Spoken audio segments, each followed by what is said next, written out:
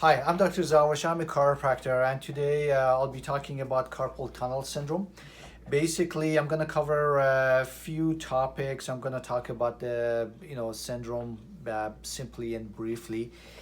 Basically, what it is these days that we do a lot of computer working in terms of desk work, keyboarding, mousing, and texting.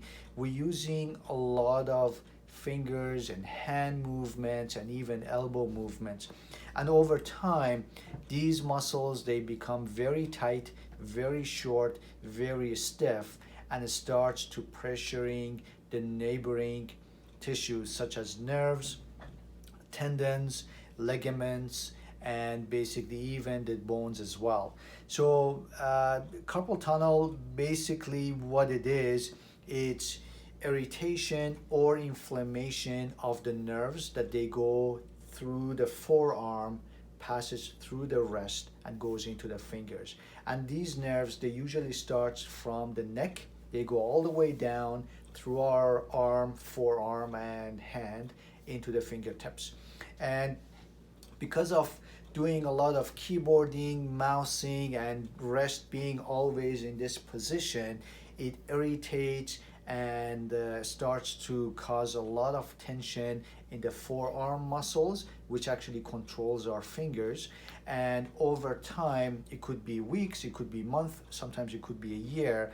These muscles become very tight, starts pressuring the nerves that they pass through them, and obviously the alignment of the wrist of keyboarding or mousing that can actually irritate the wrist. So what happens is that the pressure inside the wrist and the forearm starts to build up and starts to irritate the nerves, and that's when we get those arm pain, sometimes numbness, sharp pain, more prominently to the thumb, index, and the middle finger.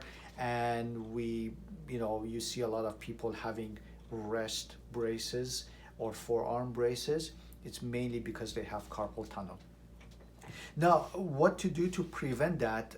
Number one, a lot of you can do a lot of stretches for the forearm muscles. Basically, what you do is that you keep your elbow straight.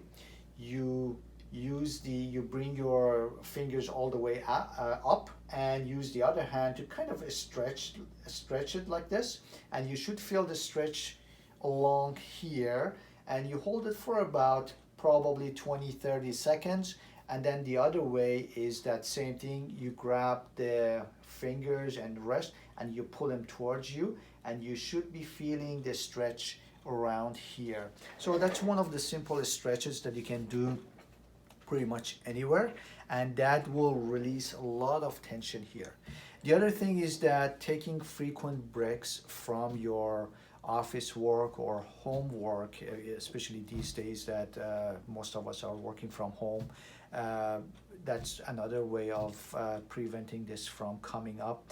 But as soon as you start noticing the symptoms, which are forearm pain, wrist pain, and kind of bit of a numbness or tingling, sometimes sharp pain in your fingers, especially the one that you do mousing or keyboarding, you should consult your healthcare provider, whether it's a family doctor or chiropractor or physiotherapist or massage therapist. Basically, the best way to treat it when you go there, they have to work on your forearm muscles on the back and front of them to release all those tension or tight muscles, to relax them, so it will reduce a lot of tension from your wrist and fingers.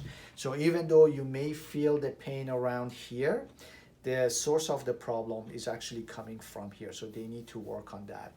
And in terms of the home care, as soon as you start noticing your wrists become very tight or sore, you really have to use an ice pack to ice it down. And the reason for that is when your wrist or your muscles are being inflamed, you have to kind of ice it to reduce that inflammation. And what it is, if you have an ice pack, you can kind of use it underneath. You can kind of put it on the table and put your wrist on it for about 5 to 7 minutes on, or you can just put the ice pack right on it for about 5 to 7 minutes on, 20 minutes off, and try to repeat this process as probably few times or as needed. And then after that, definitely consult your healthcare provider in case you need further treatments or massage on these muscles as well. And basically that is, I covered the stretches. So again, the stretches, I'm going to go over them with you. In order to stretch the bottom muscles, you basically pull your fingers all the way back, make sure your elbow is straight, and in order to stretch the top muscles, make sure your elbow is straight and you pull it down this way. And again, you hold it for about 10-15 seconds, and then you repeat it to the other side as well. I hope this kind of a brief, simple video, answers a few of your questions. But if you have more questions, please drop them in the comment section, and I'll try to answer them as best as I can. Have a great night. You take care.